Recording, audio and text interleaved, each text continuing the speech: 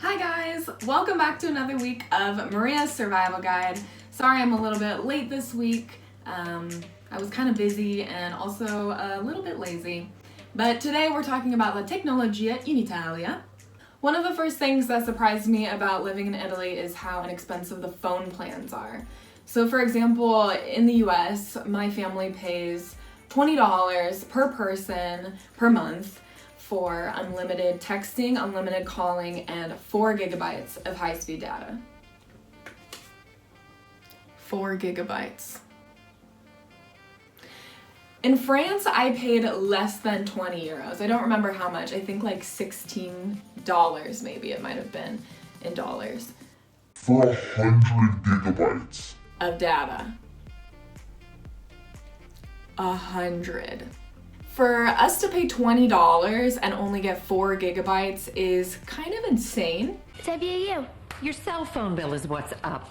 A little bit insane. Realistically, we have more than 4 gigabytes, but we only have 4 gigabytes of high-speed data. And this is kind of a good plan. I mean, there are plans that do include unlimited high-speed data, and they're very expensive.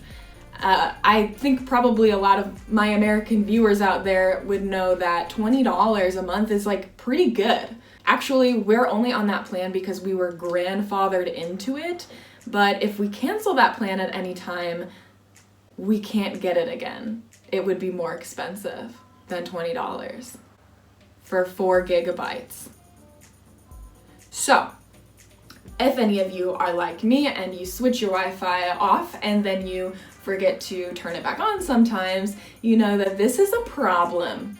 This is a big problem. Because sometimes you're 10 Facebook videos deep before you realize that your Wi-Fi is off, and then you have an aneurysm because all your high-speed data is gone for the month, and now you can't even Google "this phone plan sucks" on Google Translate without taking 30 seconds.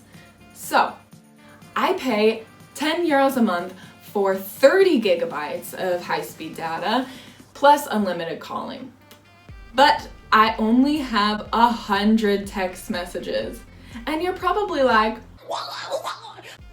This is why, bringing me to point number 2 of technology in Italy, many Italians use WhatsApp instead of texting over their phone plans, because a lot of phone plans are like this in Italy. They don't have a lot of texting, but who cares? We have the internet. We can text on Facebook Messenger, we can text on Snapchat, we can text on Instagram, we can text on WhatsApp. More like WhatsCrap, also known as that app you had to download for 3 months while Your sister/daughter/brother/friend studied abroad for that one semester. But anyways, everyone texts using these internet-based applications like WhatsApp or Messenger or whatever. And so because of that, I think that's maybe one of the main reasons that data plans are so big and inexpensive here, because you need that data plan, not only because you text using it, or using Wi-Fi, I guess, but because the Wi-Fi isn't that great sometimes. Wi-Fi here is point number 3. The Wi-Fi is okay, it's not the greatest. I think that we have a lot more universal locations for Wi-Fi in the US. We can go to a coffee shop, you can go to a Starbucks, you can go to McDonald's, and they're going to have free public Wi-Fi. It's not always the case here. You can find it sometimes, but it's not like everywhere in the way that it is in the US. You gotta use your data plan. Also, the Wi-Fi that does exist is more like, why do I wanna die? Fi. It's not always super fast. Wi-Fi's okay. It's not the best, not the worst. It is what it is. Point number 4 today. I don't know why I do this with both my hands. This is 8. Point number 4 today is about team. Team. Okay, pronounced the Italian way. Those eyes are like E's, baby. Team, or Telecom Italia, is basically a government-sponsored phone company, from what I can understand. It's kind of funded by the government? If that's not right in Italian, please tell me. But that's what I've understood about Team. A lot of people get their phones or phone plans through Team, but my personal experience with Team wasn't that great. I don't have a Team phone plan now, but when I first got to Italy, I was planning on getting a Team phone plan just for a month while I waited for my regular SIM to come in the mail. So I went online, I ordered a team SIM card, and they say, okay, we'll send you an email with your phone number and your PIN code. Right, this email never arrived. Great. So I go to the store, the team store, where you're supposed to pick up your SIM card, and I say, Scusi. I never got this email with my phone number and my SIM pin. and they were like, Yeah, we don't work for Team exactly. We sell their phones, but we are not really like Team employees, so there's not really anything we can do. so they used their old ass landline phone to call customer service for me, where they asked me to put in my team phone number that I didn't have yet because they didn't send me the email.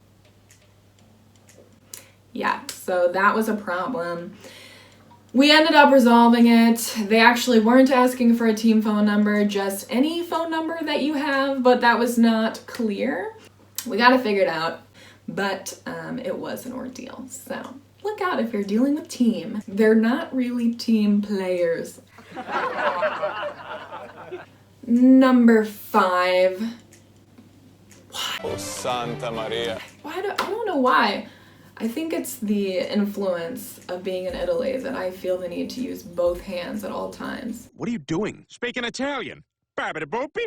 5, number 5, is about Italian television, which I don't claim to be an expert on. I really don't know many Italian television shows. I know there's like Italia's Got Talent, the same way we have America's Got Talent, and they have an Italian version of The Voice. But I think my favorite TV show that I have come across while being here in Italy is called La Pupa e il Secchione, and if you're Italian, you know it. It's so great. It's so dumb. It's Italian reality TV, baby. Basically, it translates to The Beauty and the Geek, or that's the translation that comes up if you Google it in English.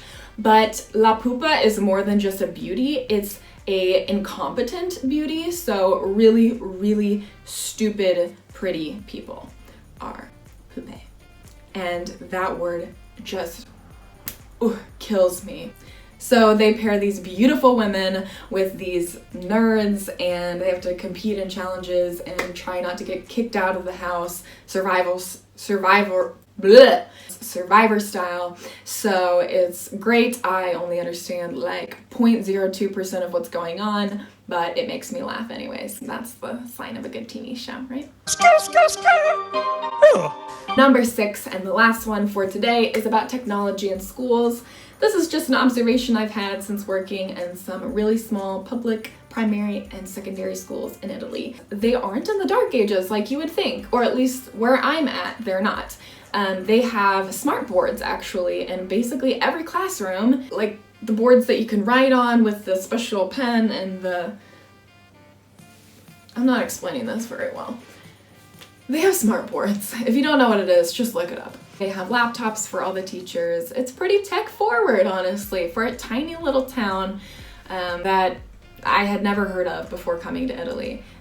They have more technology in all of their classrooms than I did when I was in elementary school, even though I came from a very nice district with nice schools.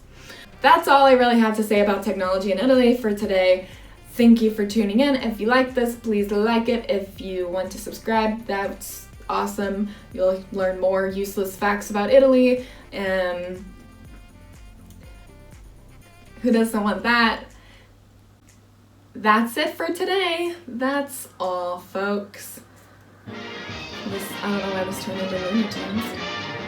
But see you next time for more Surviving Italy with Maria. That's not the name of my Maria Survival Guide. I'm struggling this week. This is why it took me so long to make a video. This week's episode of Maria's Survival Guide was brought to you by the greatest commercial of all time, IDK, my BFF gel. the greatest TV show of all time, Pupa secchione. and